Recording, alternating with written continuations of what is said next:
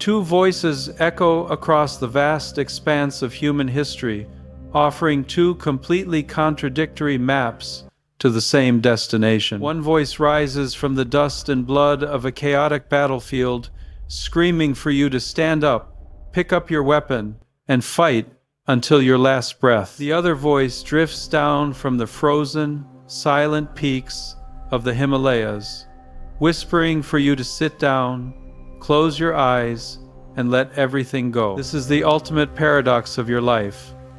You are constantly torn between the urge to conquer the world and the desperate need to find peace within it. We are told that victory is binary.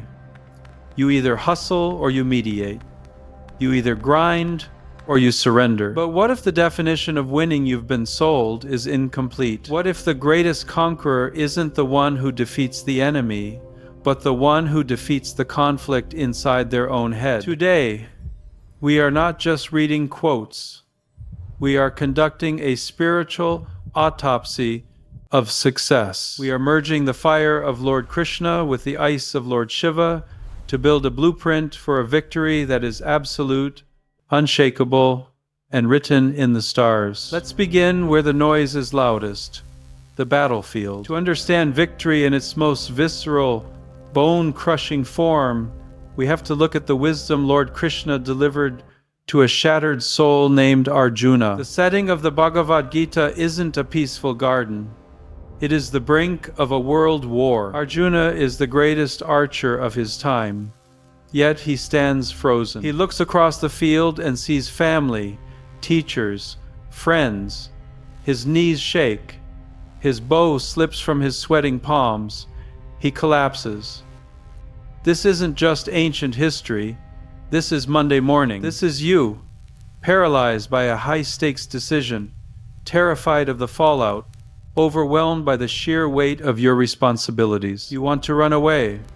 You want to crawl into bed and hide. It is in this exact moment of paralysis that Krishna grabs you by the soul and delivers the first law of victory, the sacred call to action. He destroys the illusion that you can opt out of life. Krishna teaches that the universe is a machine of perpetual motion. To stand still is to die. He introduces the concept of dharma, your sacred duty. Dharma is not just a job description. It is the specific frequency you were born to vibrate at. Krishna tells Arjuna that running away to live as a beggar isn't spiritual. It's a violation of his nature. Victory begins the moment you accept the role you have been given. If you are a warrior, you fight. If you are a creator, you create. If you are a leader, you lead. Think of a surgeon standing over a patient on the operating table. If her hands shake because she is afraid of the outcome, the patient dies. Her victory, her dharma, requires her to cut with precision, regardless of her fear. Krishna demands that you step into the arena. He teaches that action, no matter how imperfect, is infinitely superior to the stagnation of inaction. You cannot steer a parked car. You cannot win a battle you refuse to enter. But Krishna knows that action alone isn't enough. We all know people who work hard but are miserable wrecks. Why? Because they are addicted to the future. This brings us to the most radical psychological hack in the Gita, karma yoga, or action without attachment. Arjuna asks the question that haunts all of us. If I fight and kill my kin, will I be happy? If I win the kingdom but lose my soul, what is the point? We do the same. If I work this hard and don't get the promotion, was it a waste? If I love this person and they leave me, was I a fool? We are paralyzed by the fear of the result. Krishna cuts through this anxiety with a surgical truth. You have a right to perform your prescribed duties, but you are not entitled to the fruits of your actions. Unpack that. This is not about being a robot.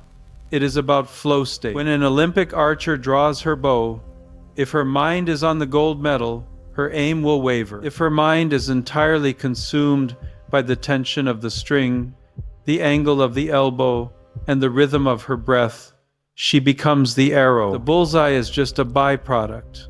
Krishna is telling you that the obsession with the win is actually what causes you to lose. The anxiety about the future drains the energy you need for the present. Real victory is when you are so immersed in the excellence of your work that the outcome becomes irrelevant. You win because you mastered the moment.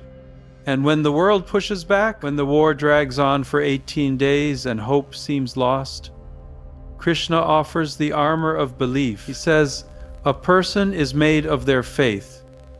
Whatever their faith is, that is what they are. This is the precursor to every modern teaching on mindset. If you believe you are a victim, the universe will confirm it. If you believe you are an instrument of a divine will, you become unstoppable. Krishna demands a determination that is like a flame in a windless place, steady, upright, unwavering. It is a trust that the cosmic order is intelligent. Whatever happened, happened for the good. Whatever is happening for the good. This isn't passive optimism. It is the warrior's acceptance that every setback is a setup for a greater comeback. You fight with everything you have, trusting that the script is already written in your favor. But now, the scene shifts. The roar of the battlefield fades into the thin, cold air of Mount Kailash. We leave the domain of doing and enter the domain of being. If Krishna is the explosion of energy, Lord Shiva is the black hole that absorbs it all. His path to victory is not about conquering the world. It is about conquering the only thing that actually matters, the self. Shiva sits in deep meditation, covered in ash, wearing a cobra around his neck. He is the emperor of existence, yet he owns nothing. Why? Because his victory is vairagya, absolute detachment. Shiva's wisdom challenges everything we are taught in the modern world. We are told that he who dies with the most toys wins. Shiva laughs at this. He teaches that he who needs the least is the true king. Consider his symbols. He wears the ash of the cremation ground to signify that he has conquered the fear of death. He wears the deadly cobra as a necklace to show he has mastered fear itself. He sits on a tiger skin to show he has tamed the animalistic desires of the flesh. Shiva asks you, what is the point of conquering a kingdom if you are a slave to your own temper? What is the point of being a CEO if you are ruled by your insecurities? True victory, the Shiva way, is when the external world loses its ability to manipulate your internal state. It is the ability to walk through fire and not be burned. It is the power to stand in the middle of chaos and remain the eye of the storm. We live in an economy of attention. We are addicted to noise, distraction, and validation. Shiva offers the superpower of stillness. He is the Mahayogi, the silent center around which the universe spins. He teaches that you do not need to chase success. You need to become a magnet for it. When you are needy, desperate, and frantic, you repel what you want. When you are still, complete, and grounded in your own being, the universe rushes to your feet. This is the paradox of power. The one who doesn't need it gets. The one who is willing to walk away has the most leverage. Shiva's detachment isn't about not caring, it's about not clinging. It is the realization that you are the sky and your problems are just passing clouds. The sky does not fight the clouds. It allows them to pass, remaining untouched and infinite. And finally, we must confront Shiva as the destroyer. To the uninitiated, this is terrifying, but to the seeker of victory, it is the ultimate mercy.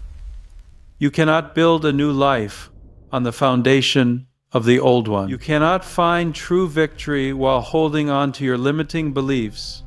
your toxic relationships, and your old identity. Shiva's cosmic dance, the Tandava, is the rhythm of necessary destruction.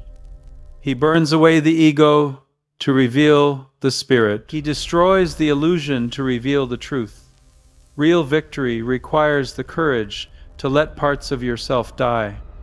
It requires tapas, the heat of discipline, to burn away your impurities. You have to be willing to destroy your laziness, destroy your excuses, and destroy the version of you that is comfortable with mediocrity. So, we are left with a choice: the warrior or the yogi, the sword or the silence. The beauty of this ancient wisdom is that it is not a choice.